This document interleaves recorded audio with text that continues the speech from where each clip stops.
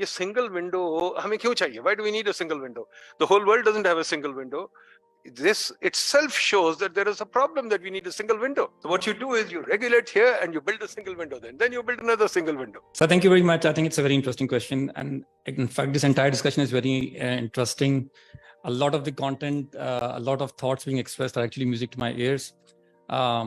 Since PSW is the Pakistan Single Window, PSW is the new kid on the block. A lot of people don't know us, but we basically are a state-owned entity, public, registered with SECP under Section 42. We are very corporate in the way we work.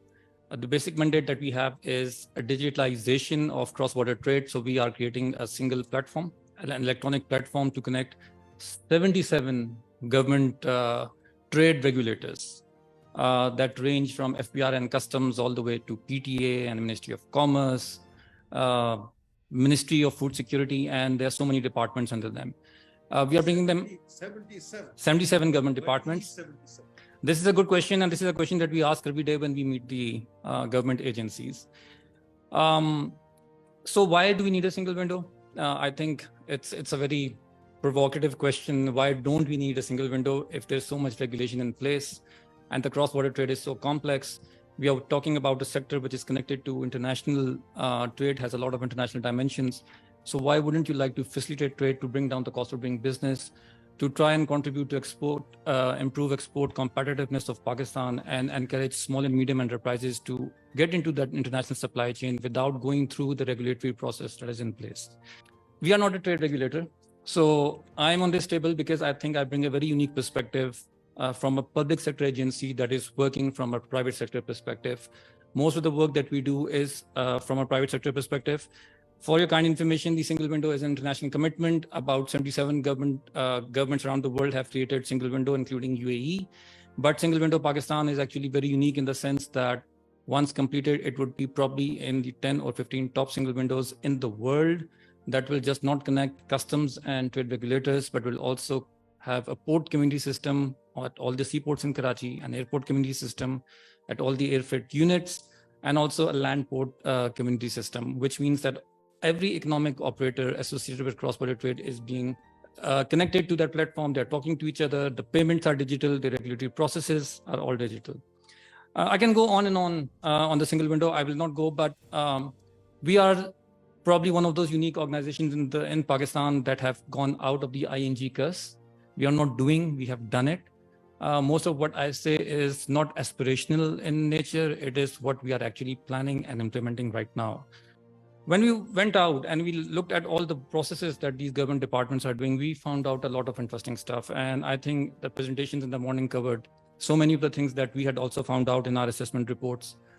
We started in 2017. In 2022, we rolled out the first phase of single window. So it's one of those unique public sector programs that got implemented in time. But what we did find out, we found out that government regulators are working in silos. They're working in isolation. The funniest part was I went to an organization, I'm not going to name it, and there were two clerks sitting opposite each other asking for the same set of information. So a trader would go with about 1,800 pieces of paper, would give it to one clerk and also give it to the other one, and both of the clerks will just not share that information with each other. There are funnier instances where a government agency is asking for a license which they themselves have issued. So, for example, you used to go to customs for registration in the VBOX system. You used to present 22 documents. Half of those documents added no value to the verification process. There were letters from chambers. There were your rent agreements. There were NTN certificates issued by FBR, for example. There is one other government agency which is very active in reform. I'm not going to name it as well, but one of its processes includes 200 papers, 28 sets of documents just to get exemption. If you're an investor trying to bring something in the country. So you see there are silos, not within the government, but within departments themselves. So that is the first thing. The other thing is information asymmetry. The traders don't have access to all the information. So they don't really know who to contact, how long is the process going to take, what are the fee that they should be paying, what is not the amount of money that they should be paying, for example. So that is there. And then, of course, you also have problems about people working in those government organizations who are extremely good regulators. but know very less about the core business that they're supposed to regulate. So what are we doing? When we go into any organization, we put on two hats. One hat is that of the government regulator. We just can't tell them that NOC khatam. No way, because there are certain reasons why they want an NOC. There are certain aspects they want to regulate. Forms are all control measures. जब आपसे कोई form मांगता है, उसमें information मांगता है, तो basically वो ये चाह रहे हैं कि अपनी risk assessment करें. Since everyone used to work in the manual environment, they used to ask for forms. When we go there in the government agencies, we put ourselves in their perspective. We look at the regulations and we say, okay, so this is your risk. And this is the way we can mitigate those risks through use of digitization. And so we talk about data exchange between different companies. We're integrating with SECP. So for example, if you're a company and you want to transact business with Department of Plant Protection, you don't need to give your memorandum of association, articles of association. All that information would just pass on digitally from through our platform on a single click of button. So that is one thing. The other thing is that we started removing information asymmetry. So we have talked about portals. The BOI is trying to come up with the Pakistan Business Portal. Single Window has created Trade Information Portal of Pakistan, single access point for all information related to import, export, and transit. I would encourage everyone to take a look at it and see the wealth of information that is there. Thank you for the World Bank colleagues actually for supporting that initiative that was built by us.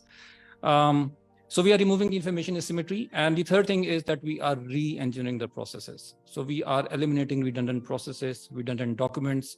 We are cutting down the approval levels, and we are making sure that the times are monitored and they are given to the right decision makers to tell them about the inefficiencies in the system. So, sir, I mean, that has been our small contribution towards the cross-border trade sector of Pakistan. And I think that everything is not bleak. I mean, it's very easy to just write off the government sector's part and saying that they are being an impediment to investments and trade and all that. But I think it is also important to look at it from their perspective. One last point that I'm going to make here is that in many government agencies that we go, there is an appetite for reform. They just are not enabled for reform. So when we talk to them and we give them the ideas of how they can better manage their own business, and we provide them the tools for doing it, they're almost always forthcoming. That is why, alhamdulillah, we have had a lot of success. So that's all about us. I'm happy to share further experiences, sir.